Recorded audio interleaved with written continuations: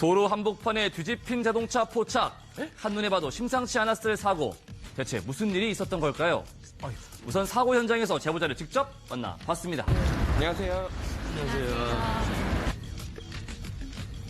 도로 곳곳에 남아있는 사고 흔적들만 봐도 사고 당시 충격이 얼마나 컸는지 짐작할 수 있었는데요. 도대체 사고는 왜 일어난 걸까요? 퇴근하고 이제 집에 가는 길에 저희 직진하고 전차선 받고 가고 있다가 이제 그 차가 갑자기 끼어든 건데 자, 영상으로 확인해 보시죠.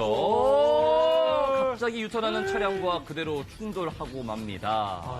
다시 한번 자세히 봐야겠습니다. 유유히 운전을 하는 제보 차량, 초록불, 주행신호 맞죠? 그런데 맞은편에서 갑자기 유턴하는 차량, 피하지 못하고 결국 부딪히고 맙니다. 갑작스럽게 일어난 사고, 그 누가 피할 수 있었을까요?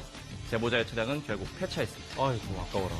타박상이나 좀 멍들고 손목에 피나고 손에 손가락 같은데 유리 때문에 파편 때문에 좀 다치고. 그 운전할 때 여러 가지 금지 규정이 있는데요. 이 사건 같은 경우에는 좌회전도 안 되는 곳이었기 때문에 차선 위반 금지 규정이 적용이 되고 또 중앙선 침범 금지 규정도 함께 적용이 될 것으로 보입니다.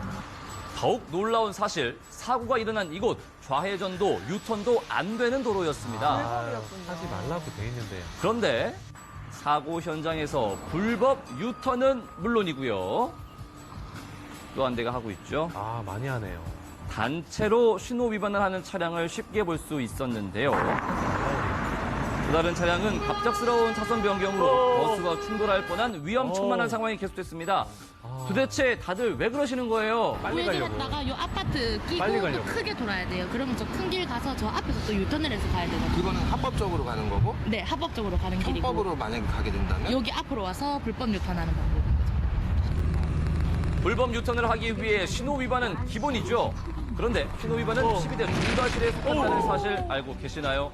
12대 중과실을 위반한 경우라면 형사 사건으로 분류돼 형사 합의를 받아야 하는 것은 물론 더욱 무거운 처벌을 받게 된다고 하는데요. 보험도 안 돼요. 절대 안 되겠습니다. 12대 중과실 보험도 안 돼요. 신호 위반은 물론 지나가는 차가 없으니 불법 유턴 괜찮겠지? 안 돼. 나는 아니라는 생각은 절대 금물입니다. 저희가 이번에 사고 나면서 저희는 항상 짧은 거리를 가더라도 안전벨트를 항상 메고 안전띠 꼭 다녔어요. 해야 그래서 이번에 느낀 건 전복됐어도 저희가 안전벨트를 메고 있어가지고 많이 안 다치고. 안전띠. 안전벨트를 꼭 필수. 해야 되고 불법 유턴이라든지 신호 위반 이런 거는 꼭 안 했으면 좋겠어요. 하시면 안 됩니다.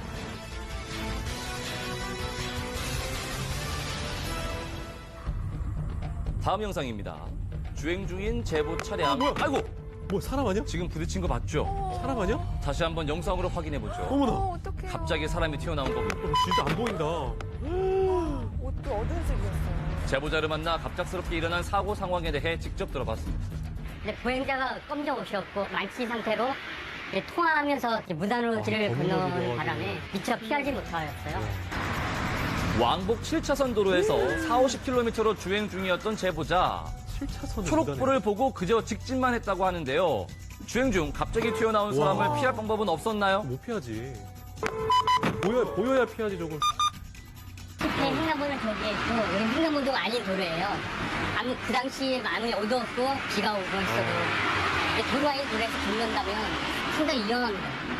더군다나 보행자는 이제 검정색 옷이라서 아무리 사형들이나 그런 것하고 쉽게 바로 앞에서도 쉽게 알아보기 힘들어요. 이 알고 운전하면 모를까 모르는 상태에서 인도에서 도로로 지나갈 거 누가 알겠습니까? 사고를 피할 수 없었다는 제보자. 그러나 보험사에선 제보자에게도 40%의 과실을 책정해 억울하다고 합니다. 왕복 7차선 도로의 사고입니다. 통상적으로 판례를 보면 무단횡단 사고의 경우에 보행자에게 한 10% 정도 과실을 가산하고요. 그리고 차선이 하나 늘어날 때마다 한 5% 정도씩 과실을 가산하고 있는데요. 이 사건 같은 경우에는 그 주변 환경이나 당시의 상황이나 이런 걸 고려했을 때 보행자의 과실을 4로 보는 것은 정말 좀 말도 안 되는 것 같고요. 보행자가 오히려 8대2 정도로 해서 8 정도의 과실을 부담하는 것이 맞을 것 같습니다. 운전자가 비 오는 상황을 감안해 감속 운전을 했다면 무과실 주장할 수도 있다는데요. 야간, 게다가 비가 오는 상황에서는 제한 속도보다 20-30% 정도 더 저속으로 운행을 하도록 그렇게 규정이 돼 있기 때문에 정상 속도로 주행을 하는 상황에서는 운전자에게 좀 과실이 있을 것이라고 생각이 되고 만약에 비가 오는 상황을 감안해서 오히려 더 감속하고 또 더 주의를 기울여서 운전을 했음에도 불구하고 교통사고가 발생한 것이라면 아마 무과실을 주장할 수도 있는 그런 상황이 되지 않을까 싶습니다. 지난해 서울 교통사고 사망자의 62%는 차 대 사람 간의 사고였는데요. 이 중 절반은 무단횡단이 원인이었습니다. 무단횡단으로 인한 사망사고 정말 심각하죠. 크게 다치기도 다칠 수 있고요. 또 손해배상을 받는 데서도 어떤 큰 손해를 볼 수가 있기 때문에 절대로 무단횡단을 하는 일은 있어서는 안 될 것 같습니다. 횡단보도까지 걸어가기 귀찮아서 무단횡단을 하는 분들 많으시죠. 그 잠깐의 달콤한 유혹이 여러분의 생명을 앗아갈 수도 있다는 사실 명심하세요.